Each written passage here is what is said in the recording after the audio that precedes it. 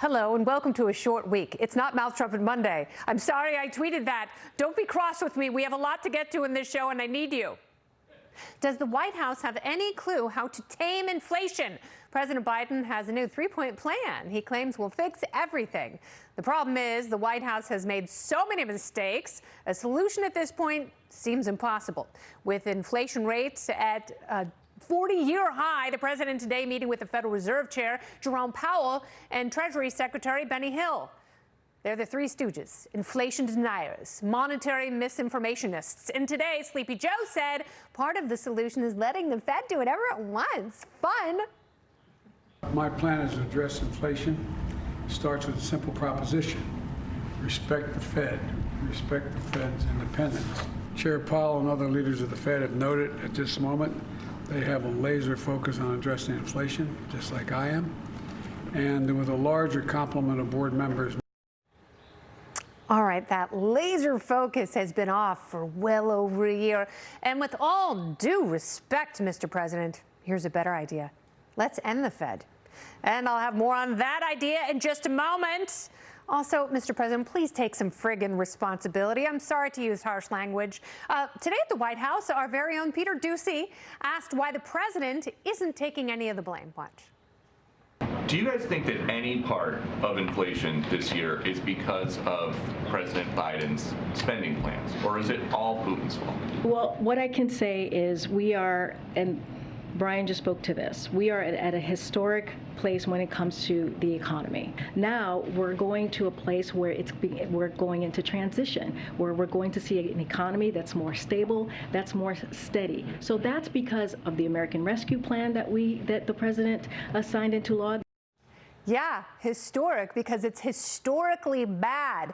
The administration has a big problem with that narrative. In the liberal Washington Post, claims the Biden administration just isn't up to the job. Today, they ticked off a laundry list of what President Biden has done wrong here.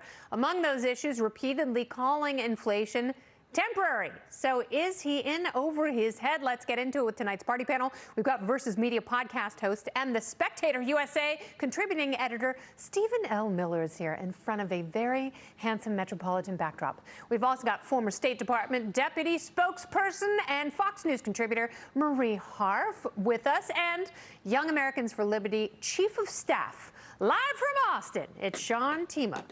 Great city. I was there recently and I had a wonderful time. All right, panel, let us begin with you, Stephen L. Miller.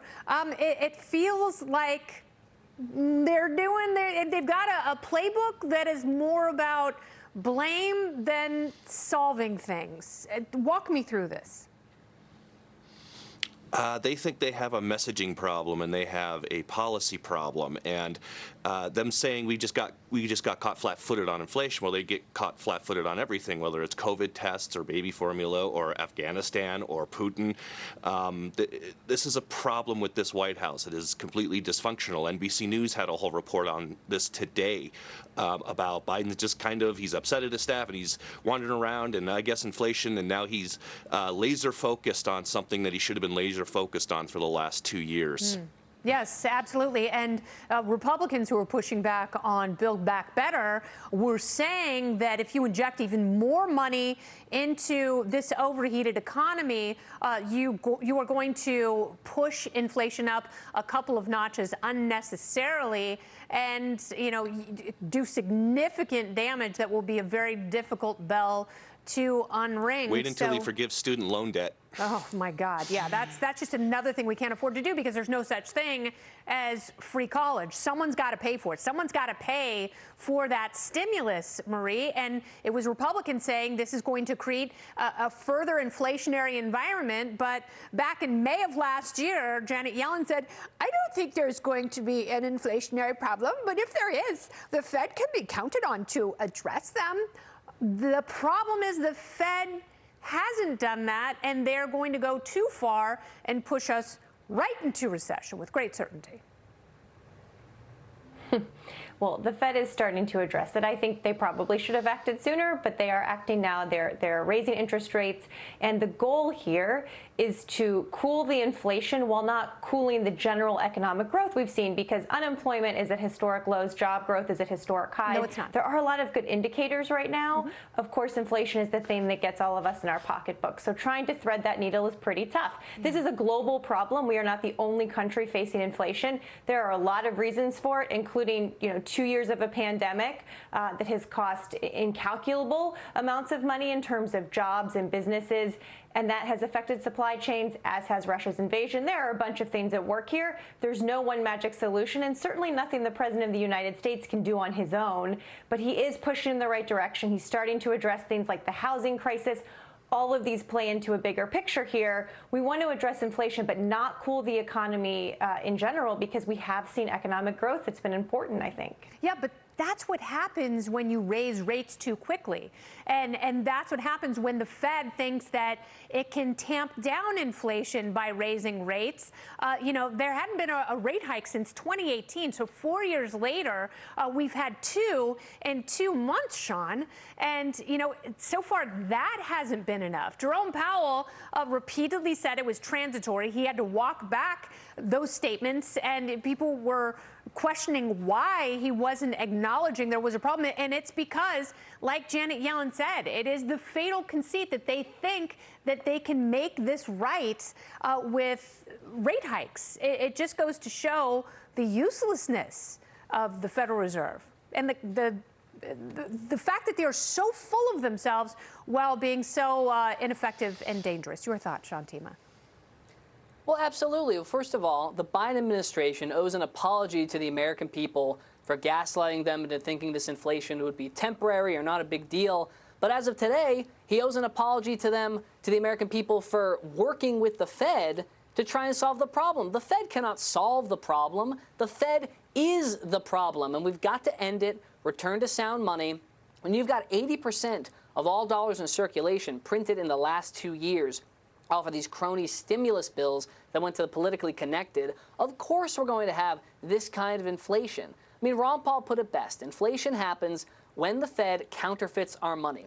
So you end the Fed, you end the counterfeiting, you stop the inflation. It's that simple. Yeah, I don't know how many mistakes we have to make with central banking to realize that it is an utter failure and very anti-American. All right, the party panel will be back in just a bit.